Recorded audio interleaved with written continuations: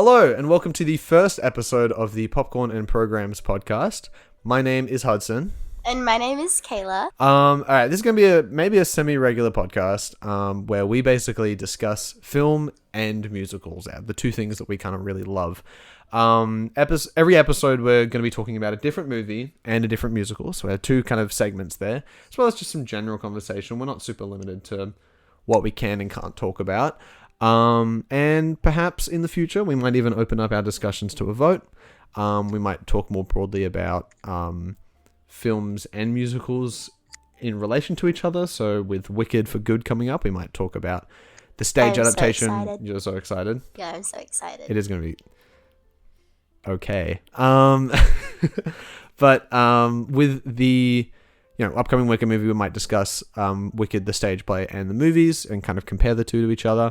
Or we might do what we're doing today, which is just discussing two very different pieces of media, which are kind of related through genre, and that's why we kind of ended up choosing the two of them. Yeah. But besides that, there's no real relation to them. We're just kind of discussing the two pieces of media that we love the most. Yeah. I love Sweeney Todd. Oh, I gotta hold it. I gotta hold it close on mic etiquette, bro. I've never, ever done anything like this. That's alright. I also don't watch podcasts much or listen to podcasts. Yeah, much. it's a bit of a me thing. I'm the podcast guy. So, I'm camera shy. So do you want to talk about yourself for a bit? Introduce who you are and what you do? Me? Yeah. Okay. Well, I'm Kayla, and I am I'm watching the audio. And That's my audio over there. Your audio is popping up on my screen here. Oh, okay. Oh, that's really loud. Okay, wait. No. Okay. You were doing it fine before. What we did mic checks and everything. My name is... Okay, wait. Okay, I've got it now. We're never getting past the fucking intros, bro. Oh my god. Okay. Do you want me to go first? Yes. Okay. My name is Hudson. I do a lot of musicals and theatre with Kayla sometimes, but also just kind of in our local area. We haven't done a show together yet, though. Not in one, no. No. I've done like production team stuff for things that you've been in, but we haven't been in a show together, but hopefully one day. Yes. But yeah, I have, that's been more of a recent thing. Kayla's been doing that for longer, which I'm sure she'll talk about. But I love movies. I've loved film since I was like 12. And I mean, even if you go back on this channel, you look at like previous videos I've uploaded, a lot of them have been like film reviews and stuff like that. Yeah, I love movies. That's why I kind of wanted to have this podcast, is because like I love movies. We both love theater. She knows more about theater than I do, and I know more about film than she does, and so we can kind of bring that to each other's discussions. Yeah. I've never watched so many films in a year ever in my whole life. I mean, neither musicals. We've watched so many musicals this year. Yeah, I showed you the list the other day. There was like 15 or something. Damn. Me? Okay. Yeah. Well, I'm Kayla. I'm into a lot of musical theatre. I'm actually a singing teacher and musical theatre teacher, and I've done lots of community theatre and dabbled in a little bit of professional / like fringe stuff, but not an extreme amount yet. So yeah, but it's always a bit of a journey. And you're on the up and up. I'm really enjoying the journey. I'm enjoying it lots. Hell yeah. But yeah, no, I have never watched so many films in a year until dating this guy. So, but yeah, and also so many musicals, because we've been in so many this year. I think it's been like 5 for me now or something, or 4. Yeah, wow. Alrighty. Today's episode is weirdly kind of themed around horror, which is funny for the two of us because I don't know about you, but we're not massive horror fans. I like I don't know. I do like a little bit of thriller. Like I find it fun. And like I like Halloween stuff and creepy things like that. I don't like gore. Gore scares the shit out of me. When we were discussing kind of putting together this show, I we were trying to think of what the two things that we would talk first about were. And weirdly enough, we kind of both ended up landing on horror genre like texts. Yeah. Today I'm going to be talking about the film Weapons, which has come out this year, which I have actually wanted to talk about for a while. And I'll be talking about Sweeney Todd. I also just realized we never acknowledged the tiny mic. Tiny mic, yeah. No, the mic setup is a bit odd. We're kind of just using what we have. I have had this mic for a couple of years. These ones, I'm just kind of borrowing. Who knows? Maybe if this becomes more regular, we can get one of these to pop over that side. Ideally, I mean, I'd like that. I don't want you to have to hold the mic. Can mine continue to be pink? Sure. Yeah, we can like spray paint it pink for you if you want. Yeah, let's keep it pink. A real frenemies. All right. So yeah, horror as a genre. Both the medias that we're discussing today are definitely related to the horror genre. It's a genre that goes back, I mean, a long time. And it's also a genre that, interestingly, I mean, one of the reasons I do like it, I should say, I do like horror. I'm not a massive jump scare person. I'm not a massive like horror film in the movies person. I can't watch. Like, I don't think I can watch. You literally convinced me to watch 28 Days. But no, that's the thing is like a film like Insidious that it's just all jump scares and stuff like that, and it's like creepy shit. Yeah, true. That's not me. That's not what I kind of fuck with. 28 Years Later was awesome because it's action. So it's really stylized. Like if it's a good director, I'll love it. Good. Like Danny Boyle, super stylized. He really cares about what he's talking about in movies, and so I think that's why I loved it so much. But no, Weapons. I would usually not bring or even go myself to the movies. I wouldn't usually bring you either to see a horror film like Weapons, but I heard so much good stuff about it. I really wanted to see it. I really like Josh Brolin as an actor. And yeah, I just wanted to see it. And then we ended up going, we went on like a Tuesday night. We were some of the only people in there, and it was terrifying. As a genre, horror, I also, like, one of the reasons that I like it is because it can often be used to tackle kind of social norms and fears, like a lot. You look at films like Ridley Scott's Alien, which has a lot of themes of kind of the horrors of biological violation for women, and gender-based violence. And then, it uses, that backdrop of the extraterrestrial. You haven't seen Alien. No, see, this is going to happen a lot. Whenever I do the prep for these segments, I bring up films that Kayla just has not seen. I also just fixate on things and don't I don't hate watching new things, but it takes me a while because I will fall asleep. Yeah, that's the thing. It doesn't help that we usually watch movies while sitting on my bed because I don't have a TV in the house, so I don't have a couch to sit on. So we're sitting on my bed. We've tried to watch The Batman about 3 times and she falls asleep. But yeah, you have things like that in Alien. It uses that backdrop of the extraterrestrial to kind of, I guess, both highlight. I mean, I love Alien because it's so isolating. The tagline, in space, no one can hear you scream, I think is a terrifying tagline given the themes of the movie. Of this is people being biologically violated and they have no record. They can't get help. They just cannot. They're all by themselves in the middle of nowhere. I think that is very prescient as a theme, and it elevates the horror of the movie a substantial amount. You also look at books like Stephen King's It, which talks a lot about loss of innocence, and then it was also released at a time in America where kidnappings and murders were on the uptick in the late 80s. I haven't read the book, but I feel like the book would be so much better than the movie. It is, yeah. It is. In some ways. The movie's not great. But yeah, horror as a genre it lends itself a lot to social commentary, and I think both the texts that we've chosen encapsulate that so well. Yeah.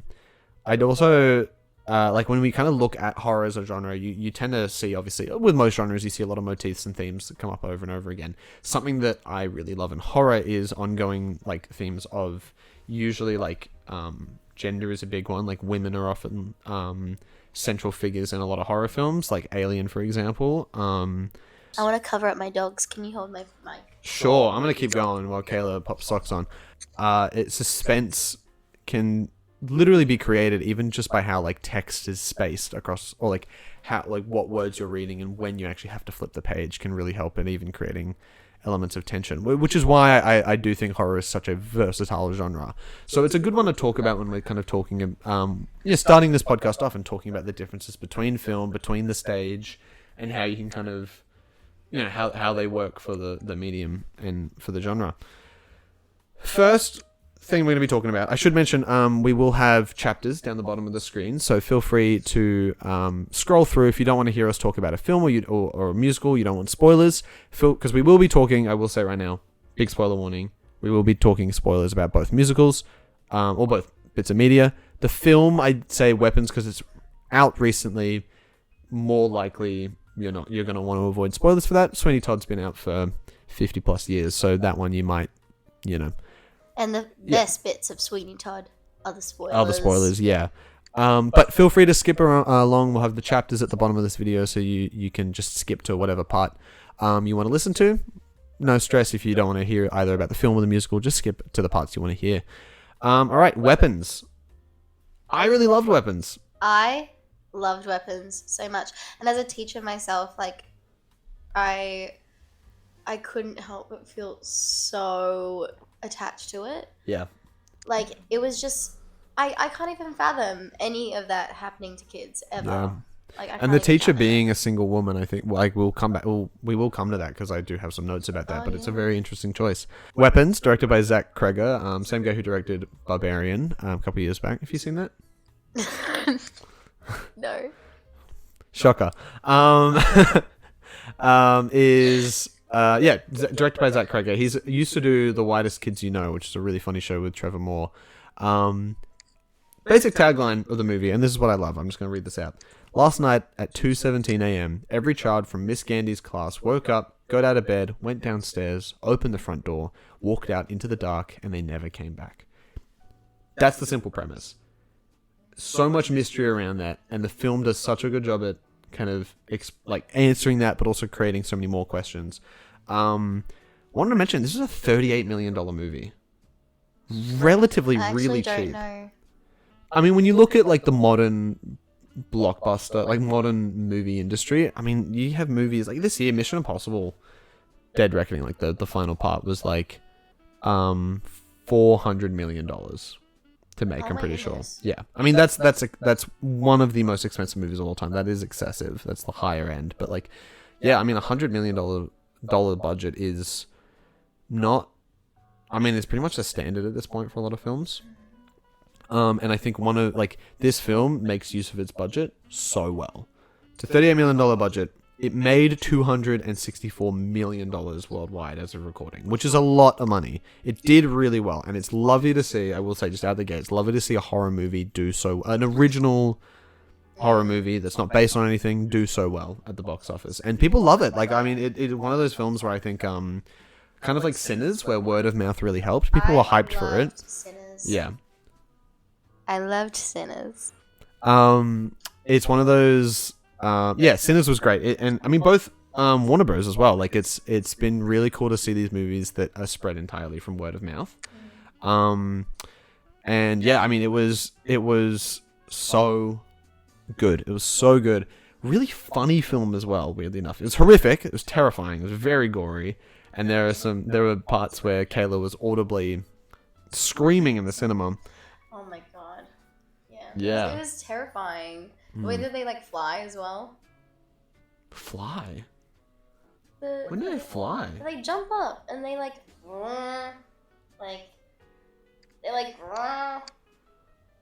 Oh, you're talking about Sinners? Yes. Oh, yeah. No, I'm talking about Weapons, which is the film we're talking about in today's segment. Bro, it's in front of you. It's laid out in front of you. Okay. Let's just okay. I think one of the things that is really interesting with horror as a genre is, I mentioned that Weapons is really funny.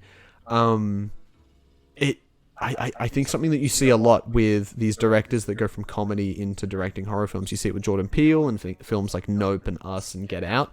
They are often terrifying, great horror movies, and then they have those moments of comedy. And I think why these guys that have previously worked on comedy, like Zach Kreger with Whitest Kids You Know, is comedy and horror share very similar kind of techniques. You're looking at tension, suspense, timing. Like these are all really important when it comes to horror and comedy. Relief, like the build up of tension and then the relief of it. I mean, even some really great comedy borderlines on horror. Like you look at anything with Tim Robinson and like just cringe, terrifying, like things like that. But you know in Weapons, when they're like absorbed by that lady, like, and they're like now demons and shit, and their faces are all like weird and gross. Yeah, over the top and freaky. And it was like, and we caught ourselves like kind of laughing watching that shit. Yeah, absolutely. It was like, what is going on? But I think what also lends itself to the film and the general payoff of the film, with, you have that big build up throughout the film of just like this horror. You're learning more and more. It gets more terrifying as you go on. And then at the very end, you get this like relief of that really funny sequence where all those kids are just like with a snap of a twig, all those kids are chasing the shit out of Oh my Gladys. god, that is so funny. It's so funny, and I think that's what really it wraps the film out so well. You could not stop laughing. No, I was like cackling out loud. And I was like half like in terror, half in like yeah, but I think that's what lends it, like that's what makes it such a good ending is you do spend 2 hours building up in just further and further like horrific ways, and then you have this relief. And it pays off so well, and it leaves you feeling really like satisfied. I think sometimes with mystery and horror and thrillers and things like that, you can sometimes leave a little like unsatisfied. I love the film Prisoners with Hugh Jackman, but like that film ends on a semi cliffhanger. Not that that's bad. I think the ending for that film is great, but it's different in the sense of this gives you a really nice satisfying payoff with that just really cathartic scene where she just has the shit beaten out of her. Yeah. It's so good. You know what I also loved about the film is that they did it from each character's perspective. Yes. And each time you found out more about what was happening. It's written it was very so well. It Yeah. wasn't just like timestamps, of like going back and forth. It was like each time it added on.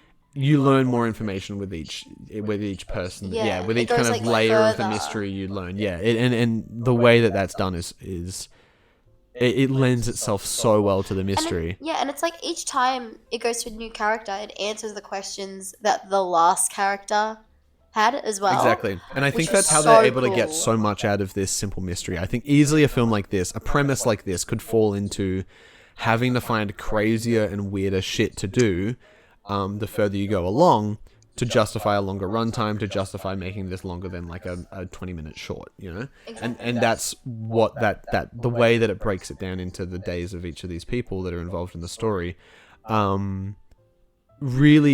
really lends itself to making this premise last the length it does, and to adding more elements of mystery as you go along. And it makes you really smart when you notice smaller things. Like I remember, it makes you feel really smart. It doesn't make you smart. I felt like a fucking idiot, but like, when we were watching that film, I was pointing out to you all the mentions of parasites.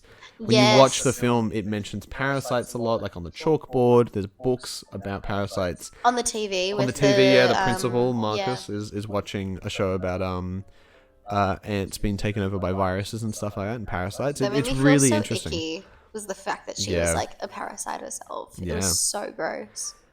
I think a really interesting kind of thing that we see with this film is how many of those like classic elements of horror it carries over. Like you talk about the loss of innocence, both with that main kid, the child of the one kid that remains in the class when all the kids disappear, and all the kids from the class themselves. Like that moment at the end that we were talking about where Aunt Gladys has the shit beaten out of her.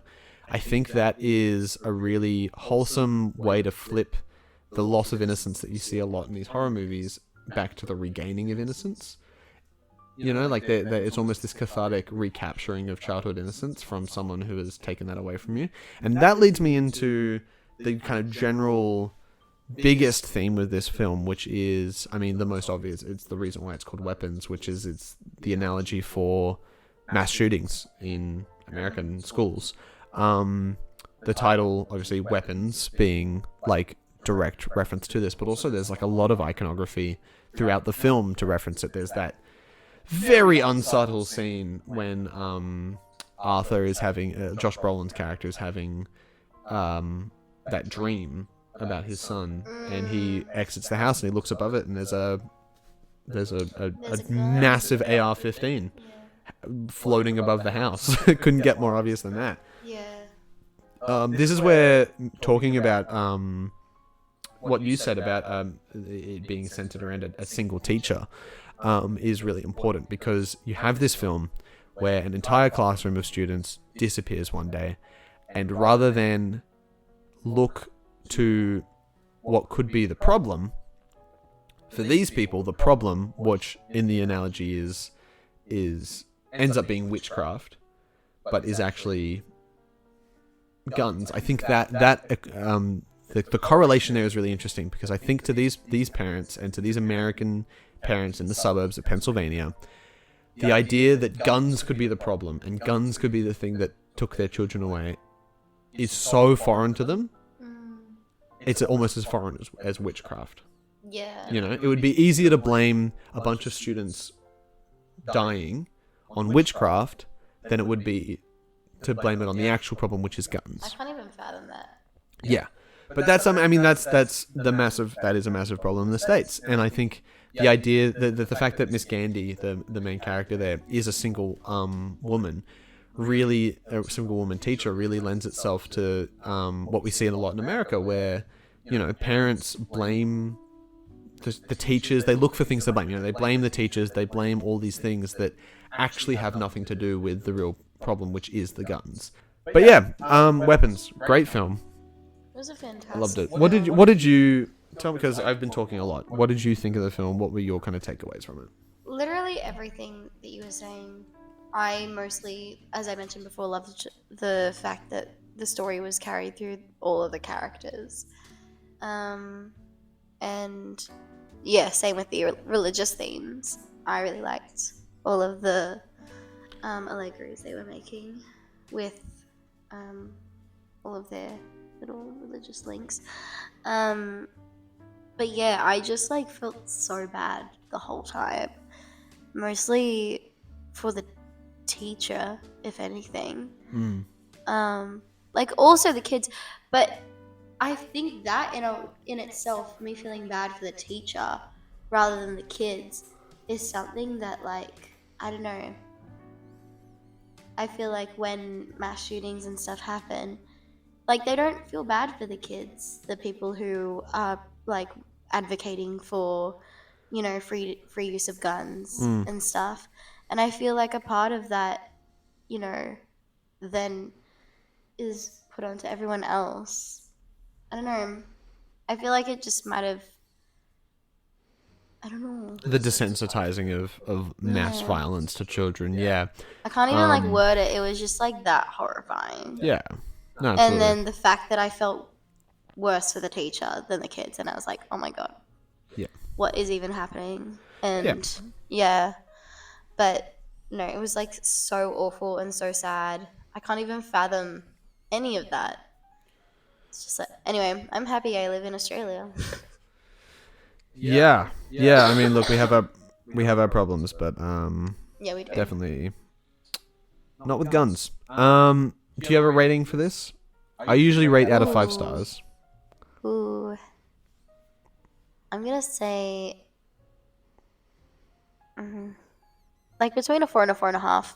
4.5. Okay, yeah, I'd put it at a 4. I put it at a 4 when we got out of the cinema.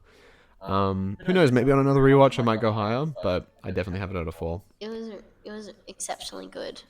But yeah, Weapons. Check it out if you haven't seen it. Do. It's a really good movie. It also wasn't too jump scary. No, it wasn't. It was definitely less than It was what we just thought. gory. Yeah, definitely. There was a lot of gore. I hated that, but I also think like you needed it. But I hated it. Come on. I'm getting there. We're both a bit sick, and we've been sick for about a week, and we really wanted to film this, and today was the only day we kind of could. Angelica, What? Eliza, and Maggie. This is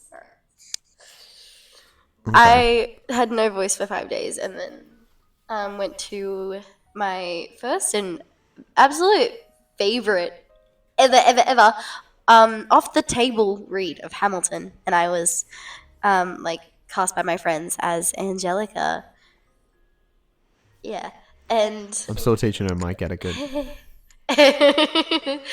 and this is coming from a singer as well who uses a mic constantly, but I can't get the hang of this thing. No, I just can't get the hang of this thing. Like, That's all right. We'll so get you a sensitive. real mic. We'll get you a real No, mic. I like the tiny mic. Okay, Sweeney Todd, let's Okay. move on. I like the tiny mic. Okay. It's pink as well. I'm glad. Anyway, Sweeney Todd. Can you add that in? Just keep talking. Okay. Sweeney. Okay. In my opinion, the best. Wait. I should start Sweeney Todd off with something else rather than just diving straight into the characters. Yeah, give us a little intro. Tell us about it for those who aren't super so familiar. why did I put this at the end of my notes? That's wild. So with Sweeney Todd, it is also in the horror thriller genre, and it's written by Stephen Sondheim, who composed it all, and it is literally one of the best pieces of musical theater to exist, in my opinion. Also, just like Sondheim is unmatched. Like, unmatched. As someone who has done 2 Sondheim shows back to back recently, yes, Sondheim is. I've done 2 Sondheim shows. Okay. I think the thing that makes Sweeney Todd is the structure, composition, and the like repeated motifs throughout the whole show. It's a very Sondheim thing. Yes. Yeah, I love the fact that Sweeney has his own little motifs going, that tend to be like also very quick paced. Whereas Lovett is very, like, she's very smooth and she takes her time. What I was saying to Hudson the other day about the motifs in Sweeney Todd and like Levitt's and Sweeney's overlapping sometimes, and this like fight for control. It's like almost that staircase theory in film where whoever's higher on the staircase like controls the scene or like leads the scene. And I was watching a reel about a guy that was analyzing Princess Diaries the other day about the staircase scene and how they like meet and then they're challenging each other, and then she steps higher and obviously like she's challenging him more and she's in charge, and like Yeah, they're kind of basic elements. I feel like that's like dynamic staging. yeah. You had a couple notes on this as well. I did have a couple notes, especially around motifs. There's a really good Sideways video for those who don't know Sideways. Great YouTuber who talks a lot about music and things like that and music composition. Some great motifs. The way that the motifs in this film are structured are beautiful. The obvious use of the Dies Irae do you know what the Dies Irae is? No. No? Okay. Dies Irae, for those who don't know, is the composition of The Day of Wrath, which is, I can't remember who composed it, but it's a famous kind of orchestral piece that describes basically the rapture, the day that Jesus would return and save the forgiven and doom the damned. What's funny about that? Don't know what's funny. The rapture is happening. The rapture is happening. It's coming up soon. Watch out. I think it's it's one of the most influential pieces of music, I think, in musical theater, at least, because so many shows use it. So many movies, so many just compositions in general use the Dies Irae. It's a little piece of music that basically indicates death and the coming of death.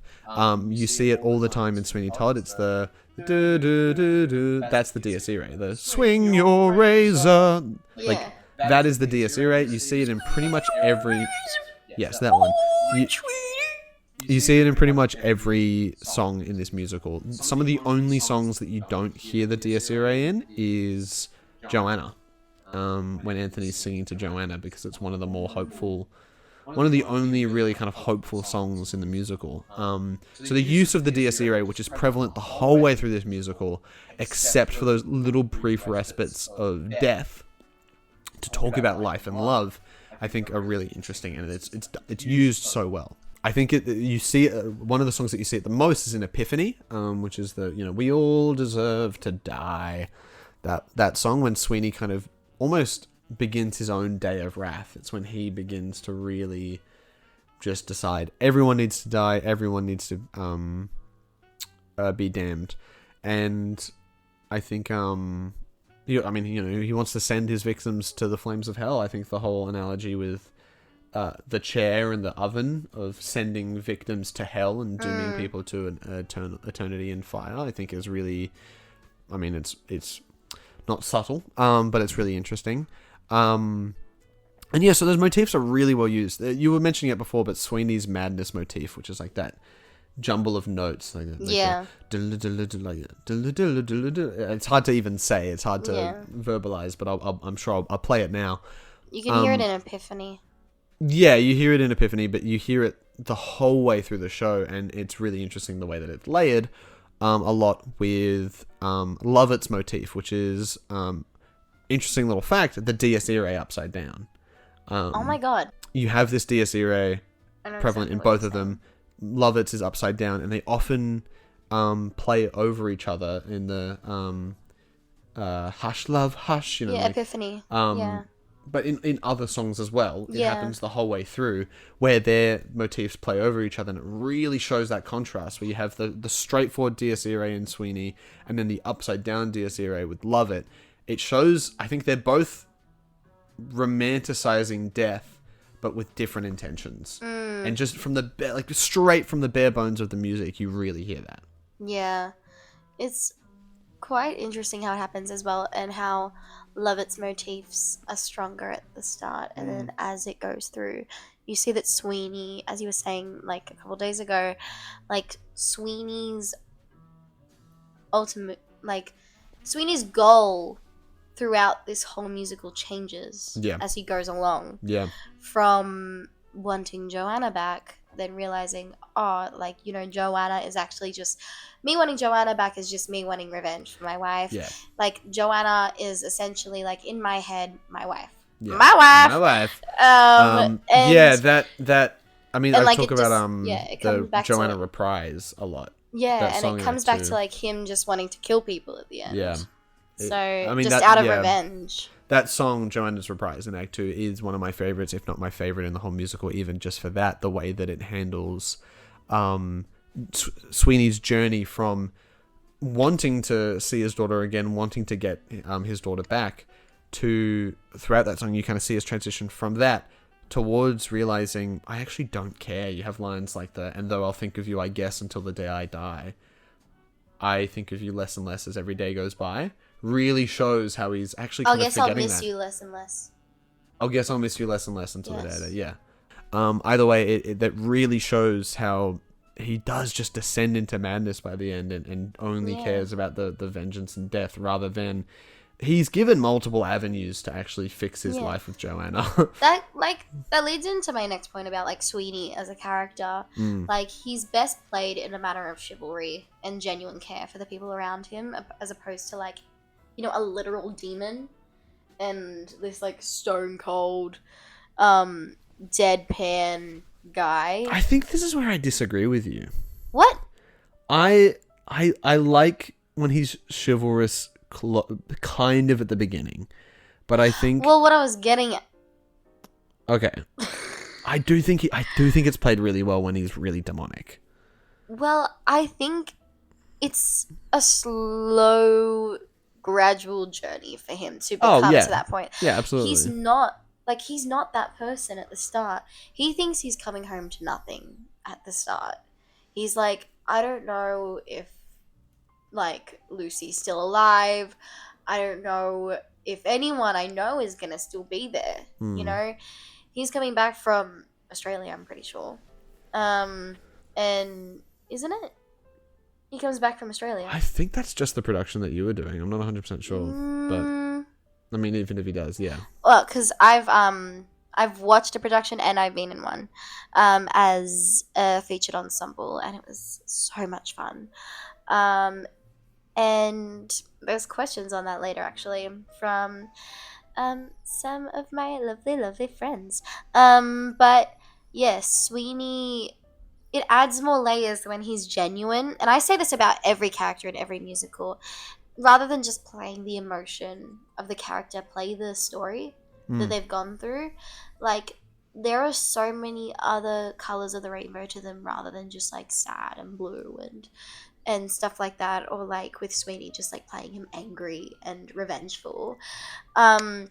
Like, you want to play all of these feelings. Like, when he's remembering Lucy, he's remembering the fond memories of her, but also at the same time he's remembering like all of the hurt that he went through having to leave her. And wait, remind me, did he know that Joanna like lived? Does he know that Joanna was born? No, I don't think so.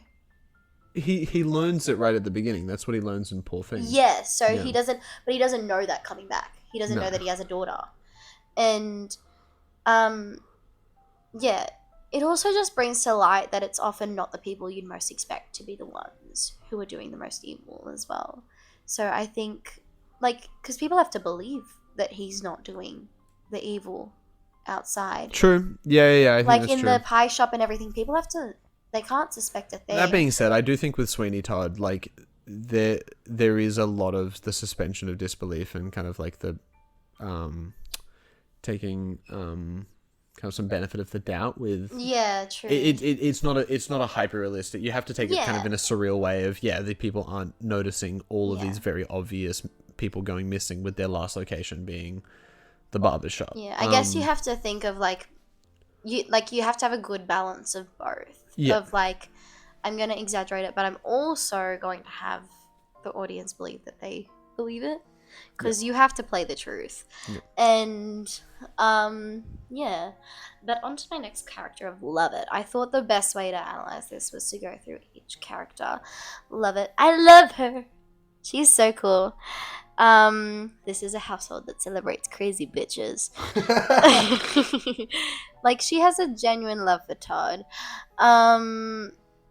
Like, and their she love will is definitely do contrasted. anything. She will do anything to be with him. Yeah, he uses her a lot. Yeah, and it's but they do use each other, I think, as well.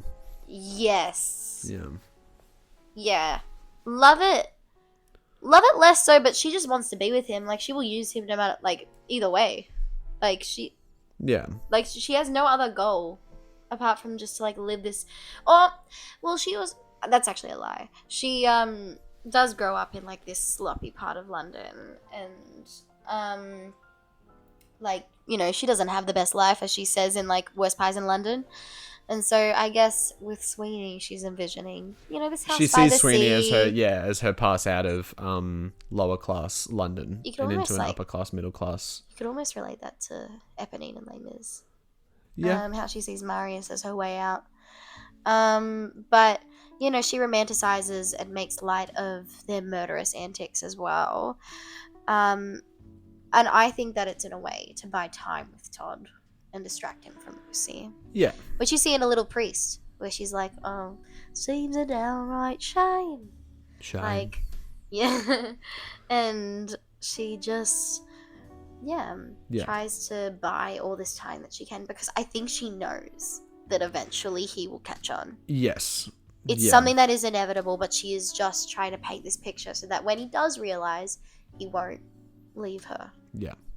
I think the religious context around Judge Turpin as well is so cool. I didn't write too much about him here, but actually, I love Judge Turpin. This. I do love Judge Turpin. Yeah. Oh, no, I think there's not a whole lot of notes, but Judge Turpin is a really interesting character. I love him. It's okay. I love him as a character because I think he really does represent, when you talk about class in Sweeney Todd, he is the upper class. He is the law. He is what he says goes, and he is the perfect encapsulation of upper, like, ruling class Britain. and how when you have these really oppressive forces constantly, the lower class is going to revolt in some way. And I think look, it's a really interesting text to discuss violence and modern day violence, and how that affects us all. And how when you put economic and social pressure on marginalized and like poverty-stricken communities, horrors will occur. People will revolt, and also like his conflicting emotions towards Joanna as his Yeah. adopted daughter is disgusting.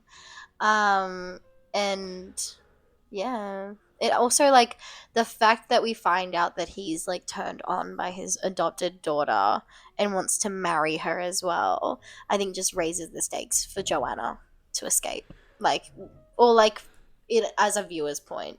yeah, It's true. like the Yeah, it stakes plays have, into like, that as well. Yeah, heightened. his actions directly lead to her resistance and her revolt as well. And that is a really good point. Deliver me! Oh, deliver me! Deliver me! Deliver me! Oh! It's a great song. Tobias, he's like, I compare him to like other characters that are more contemporary, but like still play the same role in that they hold this sense of innocence and purity in worlds of like destruction or evil, or where they don't fit in, but they are very much led into this world, and it just connects to that whole thing of like children will listen as well, which we hear a lot of in Into the Woods. I reference Into the Woods in this because everything is just like so connected to it for the next few characters, Tobias, Joanna, everyone. And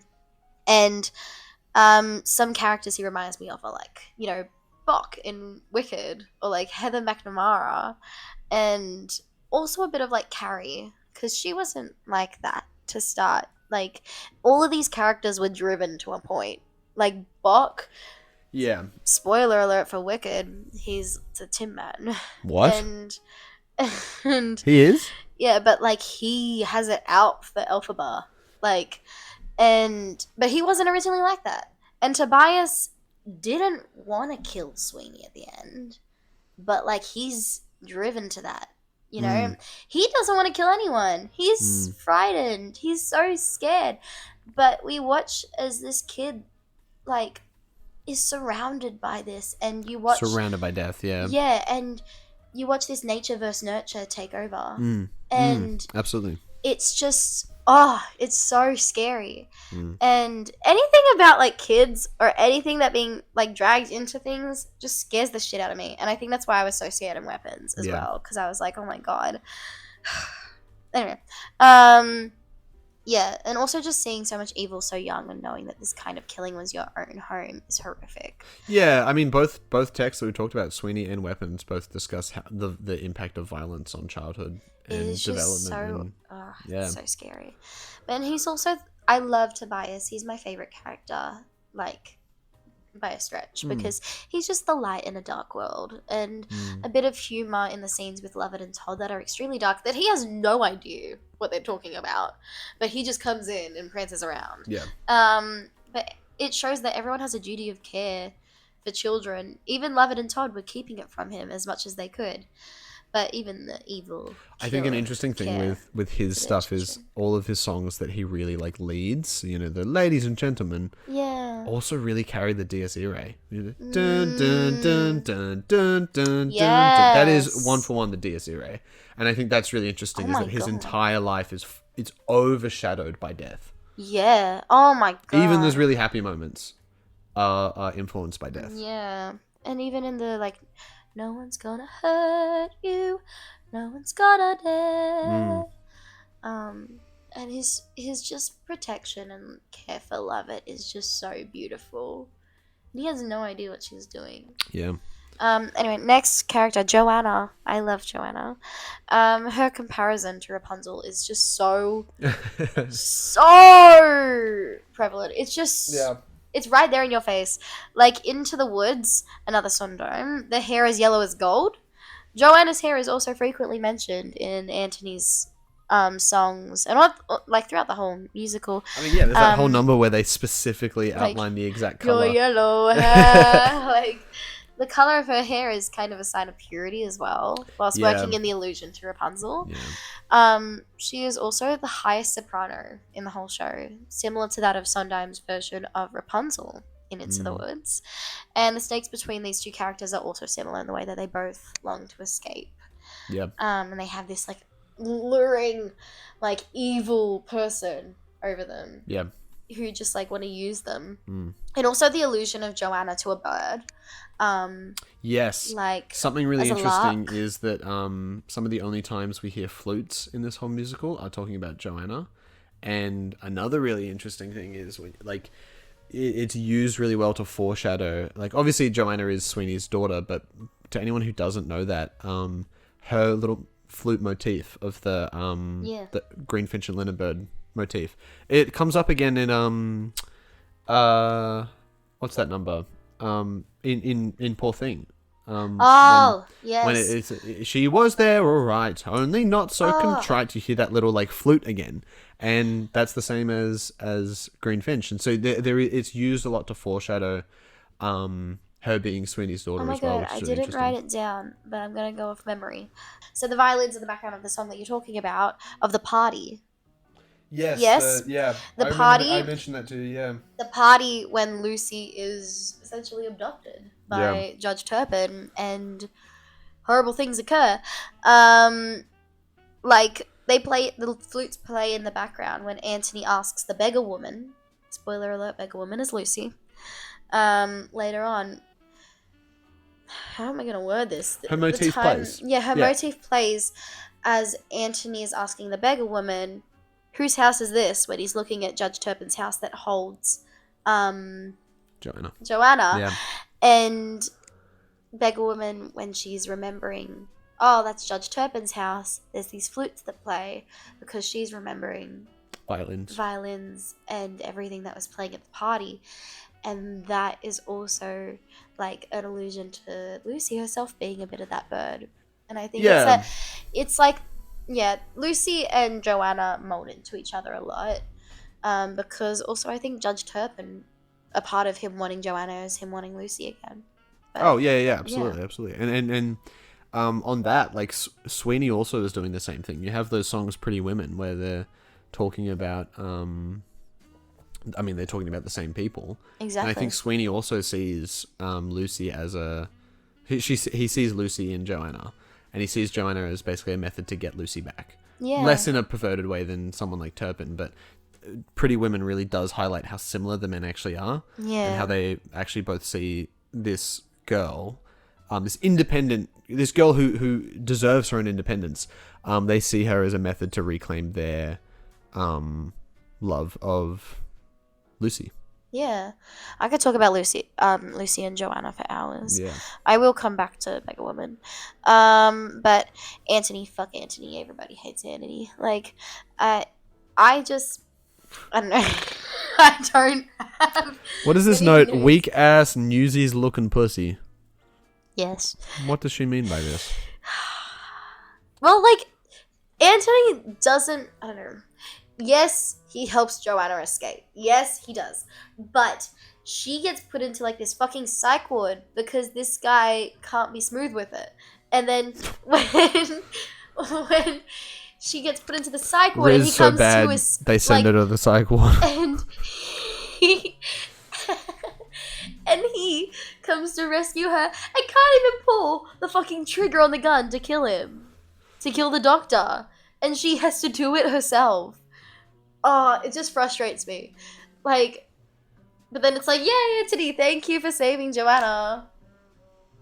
I guess there's a part in that as well that, like, because Anthony's never grown up or is not related to any of these people, like, he hasn't grown up around death. He isn't related to any of these people who have done the killing. He can't do it. And I think that really helps with his number being one of the only numbers that doesn't have the DSE ray. Anthony does carry a lot of that innocence still. But as a result, it makes him quite naive. Yeah, but he's just like one of the random town folk. Yeah. He's not related, not blood related, not anything to these people, and has also, not unlike Tobias, hasn't grown up around them. Yeah. So I think there's just that. He's gotten to travel. He's gotten to see this beautiful world. Yeah. And yeah. Anyway. Yeah, that's highlighted right from the beginning. Yeah, with that song where he's talking about the beauties of the world, Yes. and he somehow still see London as a beautiful city. miss. Okay. Lastly, Beggar Woman. Coming back to her, spoiler alert, she's Todd's wife, Lucy. I love her motif of demons and the city on fire. And like, you could relate these demons to anyone, basically. In the story, you could relate it to her own. Like, it is very much like, I don't know, it's up to the viewer of what they want to see them as, I think. She's a little bit of a blank slate to put Yeah. your own. There's just so many Yeah. layers to her. And I just think it's up to whoever, whatever. But, and I also just think a part of the beauty of Lucy or Beggar Woman is the fact that she's so blank slate and can be interpreted however, because that is just the nature of her character, just so ambiguous, and yeah, she just holds so much meaning. Also, a fun little fact is Sondheim must have really loved the motif of City on Fire because he also used it in City of Angels, but in a major key. Yeah, for like City of Angels. I'm not singing it right now, I'm too sick. Wow. But City on Fire, that's City on Fire. And then City of Angels is in a major key. Yeah, that like da da da da da. Yeah, wow. Yeah. I just thought that was really cool. I like looked at it the other day on like a reel. Okay, but that is Rating for Sweeney Todd? How would you rate it? 5. Yeah, me too. Easy. Sweeney Todd is one of Easy. the best musicals. It is so good. There I are need you to hours look upon at- hours. I of need you to essays. look at Into the Woods. Yeah, no, absolutely. I right. keep saying it. You need to see. I'm waiting for someone to do a good production of it. Arcadians is doing it soon. I thought that already happened. No, Oh, we'll go see that. we'll go see it. I love it. Alrighty. So we have some questions. As we go forward, feel free to leave your questions in the comments below. That is the best way for us to see them. Literally ask any questions. We're always happy to answer. Right out the gate, for example, our first question is from Ed. Would you rather fight 1 Thanos-sized Yoda or 10 Yoda-sized Thanoses? 1 Thanos-sized Yoda. Is Yoda not a good guy? Yeah, but you're fighting him. So to him, you're like a Sith. And 10 Yoda-sized Thanos. Wait, do each of the 10 Yoda-sized Thanoses have the... That's the thing. So Yoda-sized Thanos... Yoda's like what, this tall, right? Ooh, that's So- actually quite big. It's quite big, and Thanos is as strong, if not stronger, than Hulk. I think I have to go with the Yoda. Yeah. Even though Thanos is like 7 foot tall, Yoda's old as fuck. I just aim for the knees and just hope that I can get a couple hits in before he starts Yeah. like force choking me. I don't think I've got because even Thanos without the Infinity Gauntlet, if he had I 10 feel like I could Thanoses with sweet Infinity talk the Gauntlets. Yoda. I mean, if you want, I guess sure you could sweet talk the Yoda. What? What? Yeah, I'm gonna say one Thanos-sized I'm Yoda. also going to say that. Now that I know how big Yoda is, oh Yeah. my god. I thought this thing was like that big. Not that big. Yoda's like a couple feet tall. He's like 3 foot tall. I thought that Yoda was like this He's not tiny a ass foot fucking... tall. No. See, this is why we actually have to watch these fucking movies, and rather than fall asleep. All right, our next get there. question We'll comes get from Bliss. How does the Sweeney Todd musical compare to the movie, and what came first? Movie shit. Okay, look. I don't like the movie. I've said it before. I do think there are a couple of little things that I think the movie does better. I like the change in the movie that Anthony kills the guy that owns the madhouse. I think that works better at keeping Joanna innocent. I personally like it a little more. No, I like some badass Joanna. No, I do. I just think I really like the ongoing thing of death corrupts all, and I think I it also works just like better to hating corrupt Anthony. Anthony. No, I get it. The cast is shit. What's his face? So bad. Fucking Johnny Depp? Depp.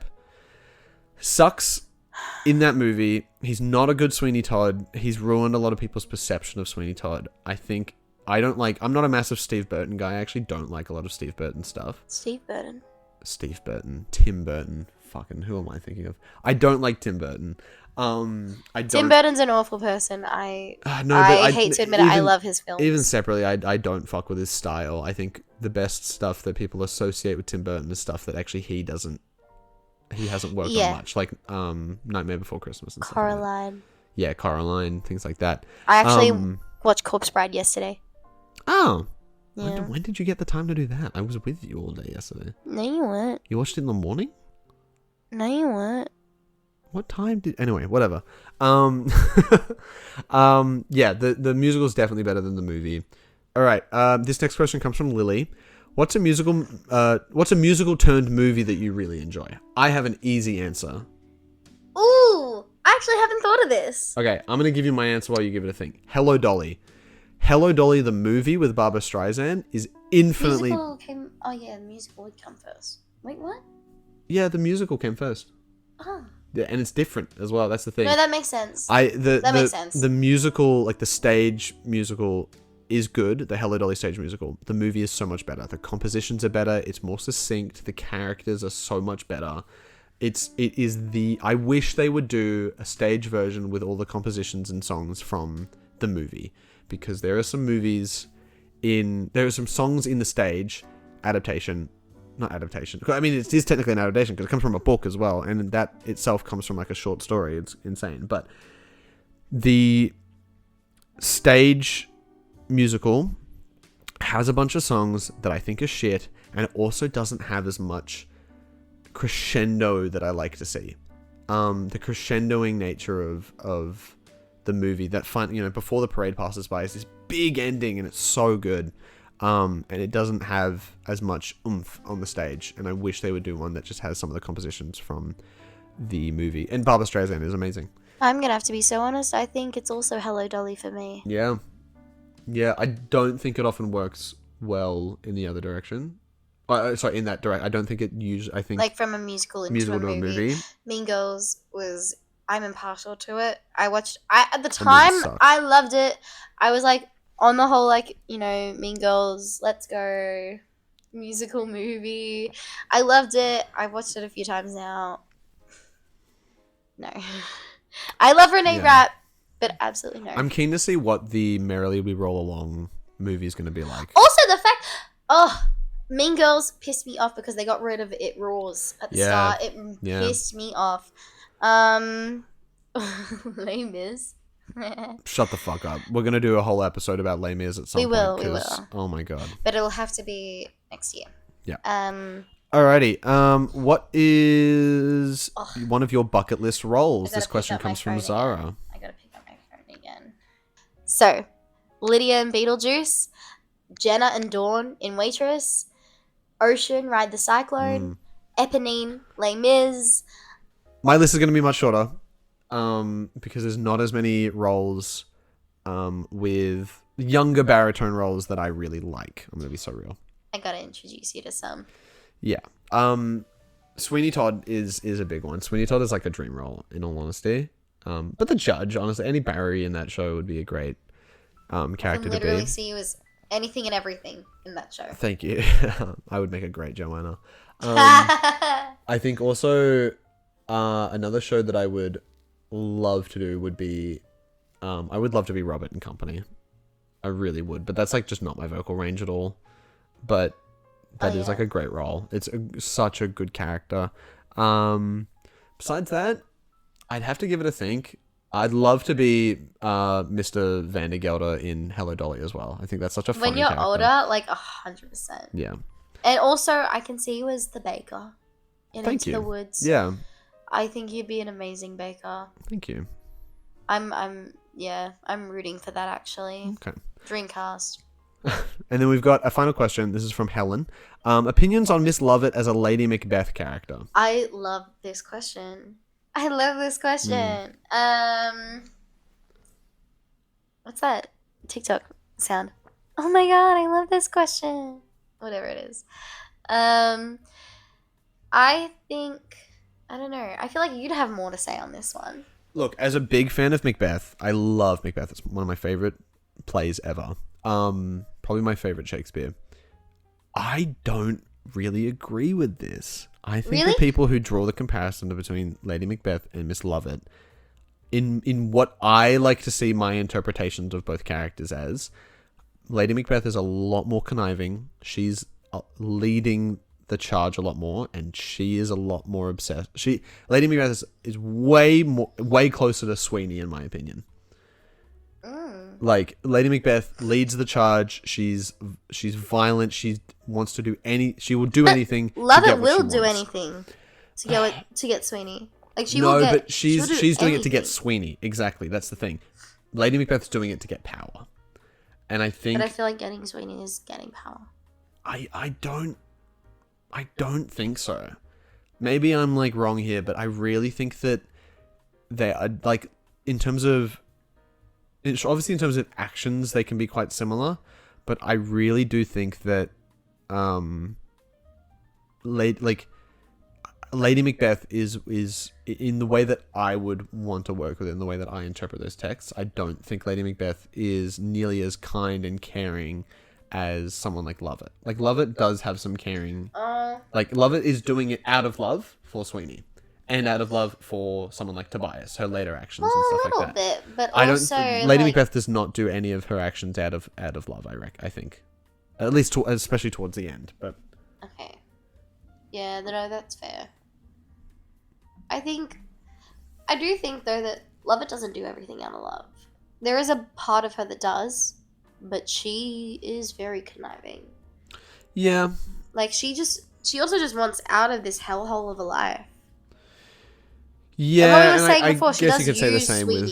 Yeah, no, that's true. I guess you could say the same with Lady Macbeth, as she wants out of this life, quote unquote. But her life is different because she's a she's a feudal lord, she's a feudal lady. Like, I guess I can see like both ends of that. Yeah, I reckon it really just comes down to how you direct them. I think if you want to see Mrs. Lovett as a Lady Macbeth character, then you see Mrs. Lovett as a Lady Macbeth character. Yeah, you totally can.